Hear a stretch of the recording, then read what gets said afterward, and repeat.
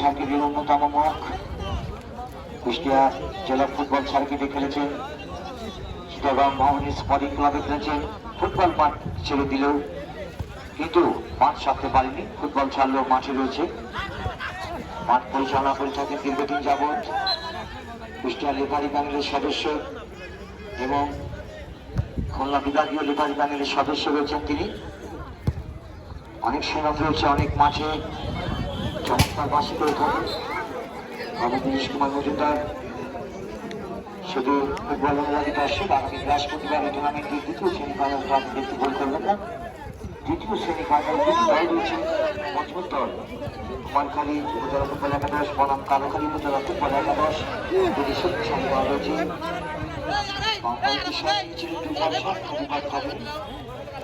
আবারও স্বাগতিক দলের ডিফেন্সে আক্রমণে যাওয়ার চেষ্টা করছে শ্রীপুর ফুটবল একাদশ। চমৎকার একটি পুশ করেছিলেন ওখানে, ডিফেন্সের সামনে বল ধরতে পারেননি।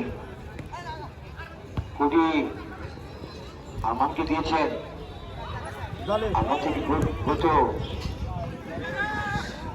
আরমান এই সুমনকে রাখতে পারেননি, সুমন বল মাঠের বাইরে।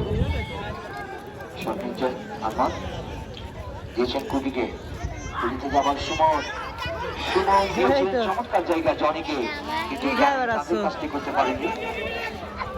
চুপড়ে মেরেছেন লক্ষ্যপরিষ্ঠ শট।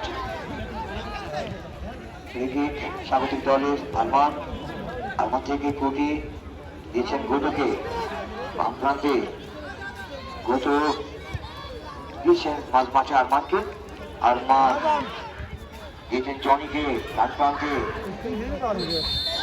ডান প্রান্ত দিয়ে আক্রমণ যাওয়ার চেষ্টা করেছিলেন, ওখানে চার্জ করে ফেলেছেন 5 নম্বর জার্সি পরিহিত খেলোয়াড়, ওই শ্রীপুর একাদশের রক্ষণ ভাগে খেলছেন।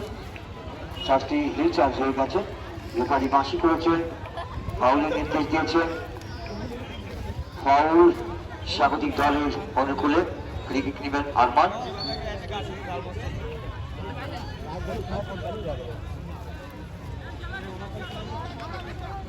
আরমান শট নেবার জন্য প্রস্তুত হয়েছেন।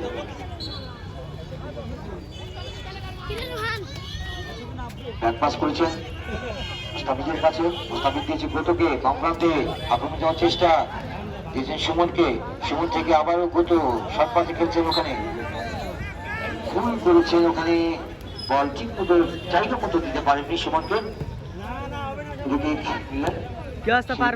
একাদশের খেলোয়াড় আক্রমণ যাওয়ার চেষ্টা করছে, 10 নম্বর কাছে করেছে খেলোয়াড় 1-2 খেলতে